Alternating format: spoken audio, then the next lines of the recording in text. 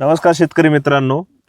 कमी दिवसामध्ये जास्त नफा देणारं पीक म्हणून आपण कलिंगडाकडे पाहतो.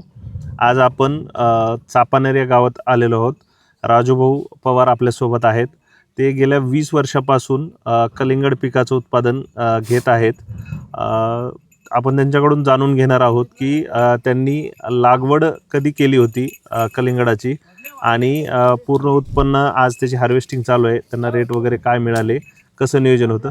राजूभाऊ नमस्कार. नमस्कार. मला सांगा, आपण कलिंगड पिकाची लागवड कधी केली होती? 27 डिसेंबर 2025. जवळपास आज 64वा दिवस आहे आज आणि 64व्या दिवशी हार्वेस्टिंग होत आहे. रेट काय मिळालेला आहे हार्वेस्टिंगसाठी? टनामागे 20,000 रुपये आपल्याला पडत आहे. हां, 20,000 रुपये टन असा रेट मिळालेला आहे. तर मित्रांनो, 27 डिसेंबर म्हणजे एकदम थंडीचा पिरियड आहे. हो. थंडीच्या ह्याच्यामध्ये तुम्ही कशी काळजी घेतली आणि तुम्ही बियांची लागवड केली होती का रोपांची लागवड केली होती? रोपांची लागवड केली. रोपांची लागवड केली होती. तर रोपांची लागवड केल्याच्यानंतर 64 दिवसामध्ये हे पीक काढणीला आलेलं आहे. हो. लागवड केल्याच्या नंतर तुम्हाला काय काय समस्या आल्या? थंडीमध्ये भरपूर वेळा ग्रोथ होत नाही पाहिजे तशी. नव्हते होत ना. हां, तर त्यासाठी तुम्ही काय काय उपाययोजना केल्या? खतं कोणकोणते वापरले आणि पाणी देतेवेळी काय काळजी घेतली? म्हणजे कसं पाणी देतो, पाण्याचं व्यवस्थापन कसं केलं? पाणी आम्ही फक्त दिवसाआड 1 घंटाभर, अर्धा 15-20 मिनिटं पाणी देत होतो. बरं. समस्या काय काय जाणवल्या तुम्हाला? पहिले वेळाच फुटत होत नव्हता, वेळ शेंडाच काढत नव्हता. बरं. तर आपण शेंडा वाढ होत नव्हती, जास्त पाहिजे तशी ग्रोथ मिळत नव्हती. त्यासाठी पण आपण ह्युमिक आणि फॉस्फरिक ॲसिड याचं कॉम्बिनेशन घेतलं होतं. हो, घेतलं. हां, तर त्याचा फायदा वाटला का तुम्हाला? हो, काय? 100% फायदा वाटला. बरं. मग बरेच शेतकऱ्यांना सेटिंगचा प्रॉब्लेम येतो. थंडीमध्ये पाहिजे तशी मधमाशी पण भेटत नाही किंवा इतर जे केमिकल वापरतायत आता शेतकरी जास्तीत जास्त, त्यामुळे पण मधमाशांचं प्रमाण कमी झालेलं आहे. तर त्यासाठी तुम्ही काय स्प्रे घेतला होता किंवा काय उपाययोजना केली होती? आपण फवारणी घेतली होती. क्विन बी नावाचं जे औषध आहे. किमी नावाची फवारणी हां. घेतली. तर त्याचा काय वाटला तुम्हाला फरक?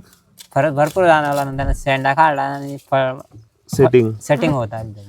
फळ सेटिंग भरपूर प्रमाणात झाली. हां. आपण याच प्लॉटवर मधमाशांचं पण एक शूट घेतलेला आहे. तुम्हाला नक्कीच या व्हिडिओमध्ये दिसेल की अक्षरशः त्या बॉटलवर सुद्धा मधमाशा फिरताना आपल्याला दिसत आहेत. त्यानंतर तुम्ही इतर कोणकोणते प्रोडक्ट वापरले आणि काय काय तुम्हाला त्याचा फरक जाणवला? तुम्ही किट पण अमृत किट दिसत आहे आपल्याला मित्रांनो. हे अमृत किट वापरले आपण हां हां 10-12 दिवसांनी. हां, लागवड झाल्याच्या नंतर 10-12 दिवसांनी वापरली. किट वापरली. हे वापरल्याच्या नंतर तुम्हाला काय फरक जाणवला? त्यांना फुटवे काढले आणि काळोखी. काढून आली याला. बरोबर.